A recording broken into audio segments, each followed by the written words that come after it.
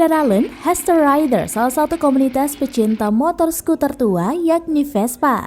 Para pecinta motor tua itu touring sembari camping di salah satu spot wisata unggulan di Aceh Besar, yaitu Taman Tepi Laut atau TTL di Loknga. Mengendari motor tua dan menikmati indahnya pesona pantai Aceh Besar seakan memiliki kesan tersendiri bagi mereka. Melalui komunitas ini diharapkan menjadikan promosi wisata di Aceh semakin tersebar di jagat dunia maya. Taman Tepi Laut sendiri menjadi pilihan komunitas tersebut untuk camping.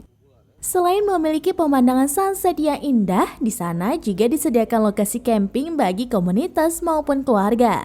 Ahyar, salah seorang anggota Hester Rider mengatakan, selain camping gembira, pihaknya juga turut memperkenalkan objek-objek wisata baik ke teman sesama komunitas di seluruh Indonesia.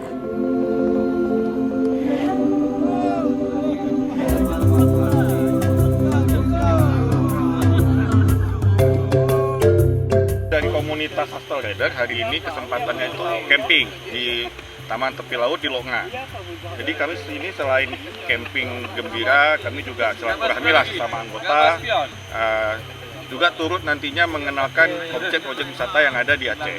Dari Aceh Besar, Indra Wijaya, Serambi On TV.